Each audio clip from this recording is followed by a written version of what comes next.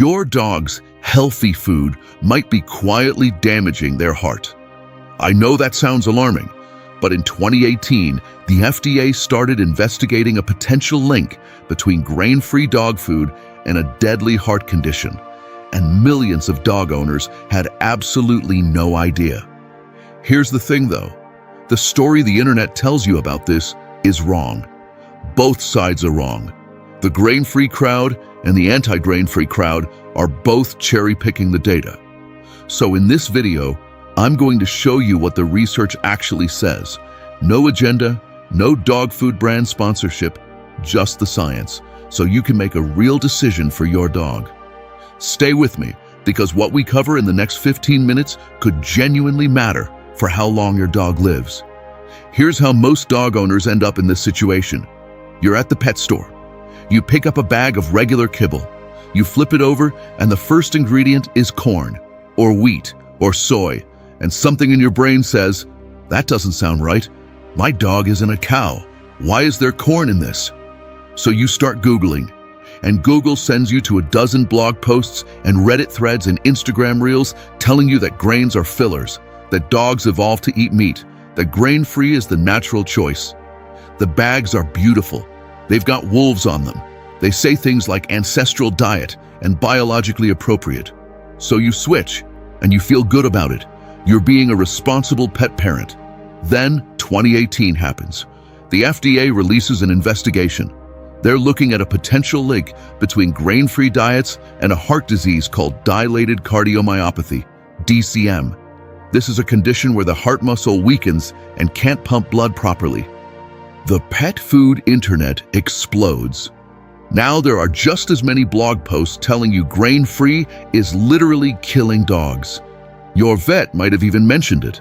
Some vets started telling clients to switch back immediately. So now you've got two completely opposite messages screaming at you, and your dog is just sitting there looking at you like, can you please just put food in the bowl?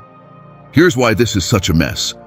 Most of what you've read on both sides was written by people who either had something to sell or didn't actually read the research carefully.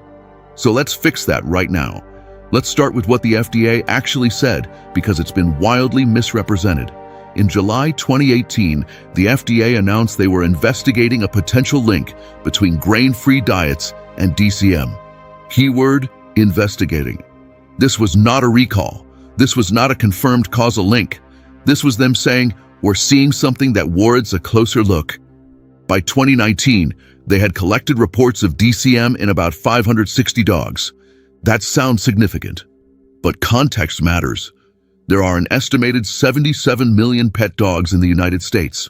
They were also collecting reports specifically because they were asking vets to report them, which is going to inflate the number. Now, the most important thing in the FDA's own reports, the thing that almost nobody talks about, is this.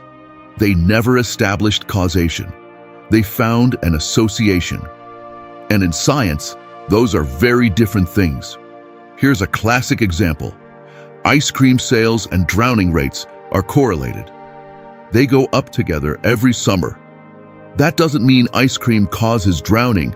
It means both things happen when it's hot outside. There's a hidden variable. The FDA, to their credit, actually said this themselves.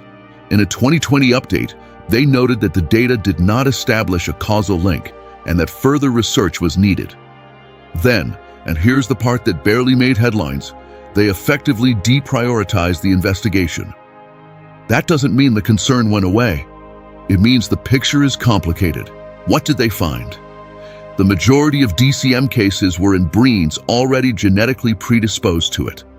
Golden Retrievers, Dobermans, Great Danes, Boxers, Cocker Spaniels, and many of the diets implicated were high in legumes, specifically peas, lentils, chickpeas, which were being used as primary protein or carbohydrate sources in grain-free formulas. So the real question isn't grains versus no grains. It's more nuanced than that. Okay, pause. I want to say something clearly before we go further. I'm not here to tell you grain-free is fine, and I'm not here to tell you it's dangerous.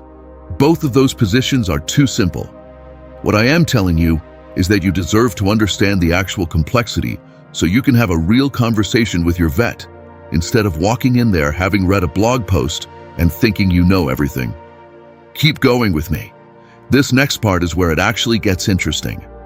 Dilated cardiomyopathy, DCM, has two forms in dogs. The first is genetic. Certain breeds are just prone to it. Doberman Pinschers, for example, have a roughly 50% lifetime risk of DCM regardless of what they eat. This is well established and has been known for decades. The second form is what researchers call atypical or diet-associated DCM. This is the one that sparked the FDA investigation. And here's what's interesting. Some dogs with diet-associated DCM actually improved when their diet was changed, sometimes significantly.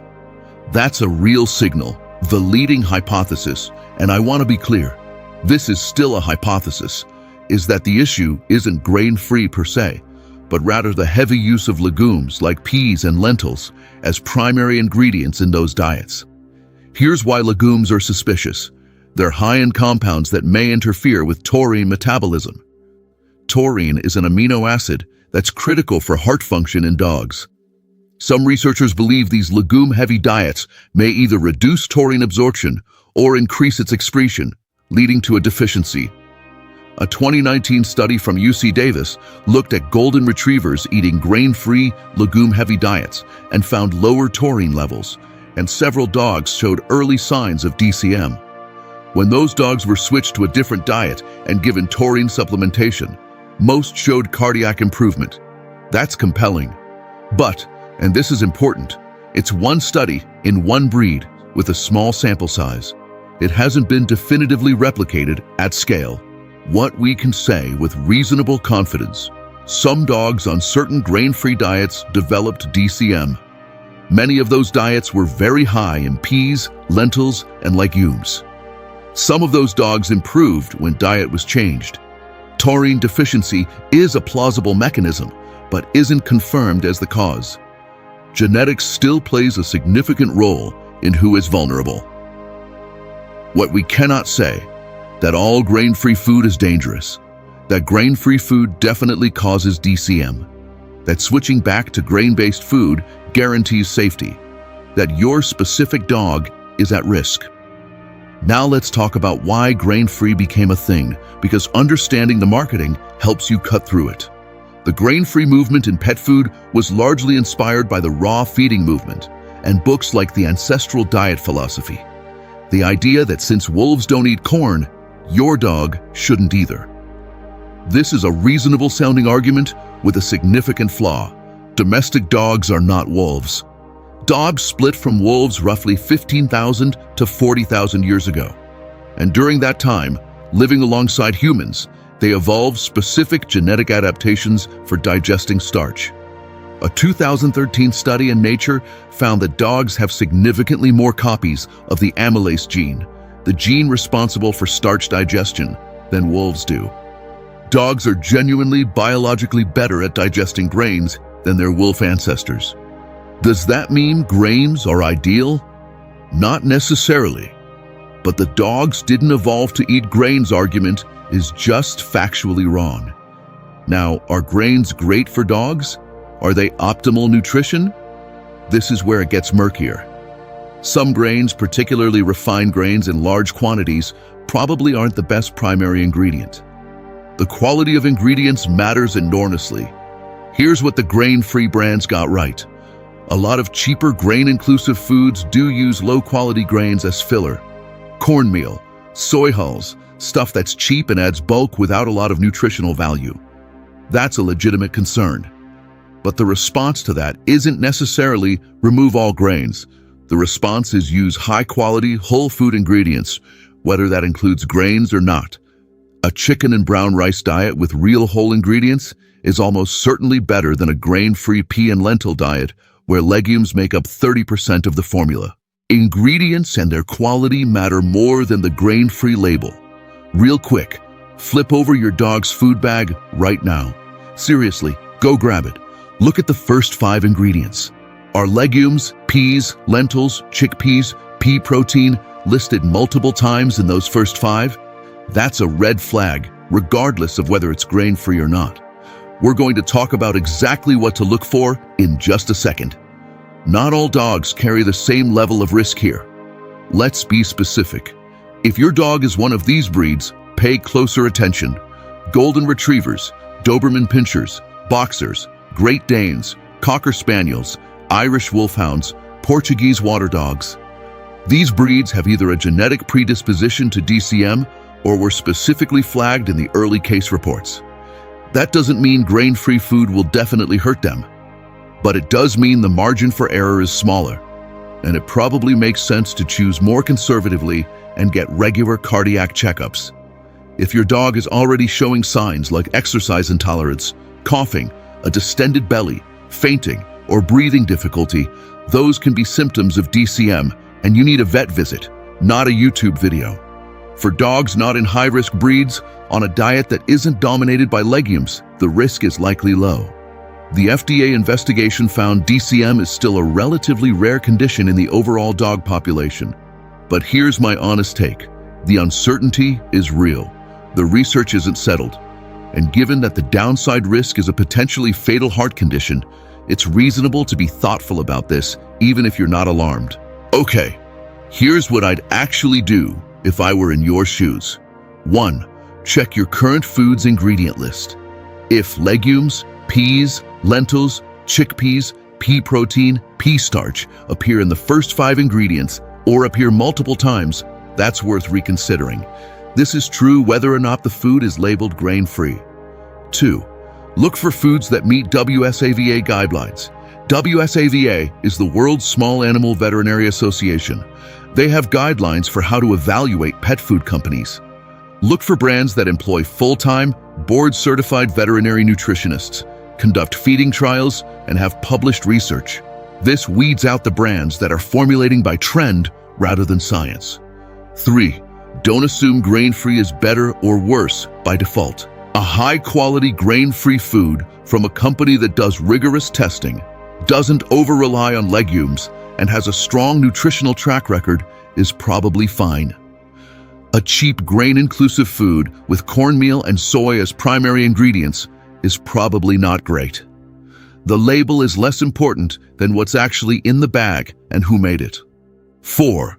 If your dog is a high-risk breed or showing any heart symptoms, talk to a vet, ideally a board-certified veterinary cardiologist or nutritionist.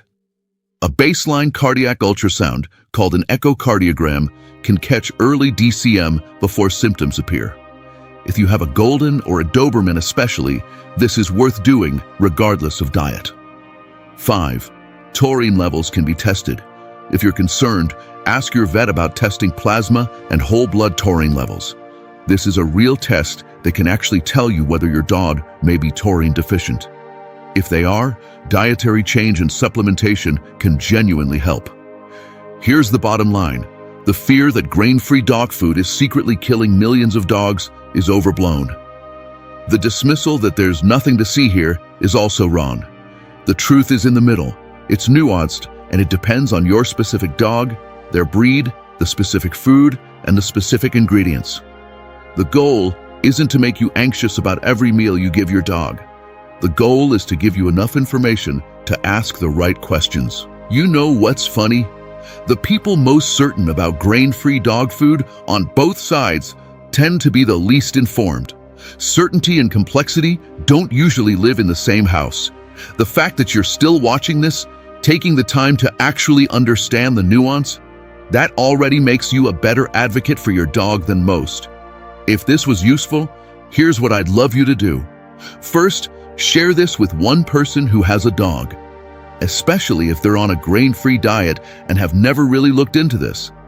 Not to scare them, just because they deserve to make an informed choice. Second, drop a comment below with your dog's breed and what you're currently feeding them. I read every single comment, and I'm happy to give you a specific take on your situation. Third, if you want to go deeper on dog nutrition, I've got a video on how to actually read a dog food label, not just the marketing on the front of the bag, but what the guaranteed analysis and ingredient list are actually telling you. And if you're new here, I make videos about evidence-based pet care. No brand deals, no affiliate kickbacks on food recommendations, just the research. Subscribe if that sounds like something you want more of. Take care of your dog. They're worth the extra 10 minutes of research. I'll see you in the next one.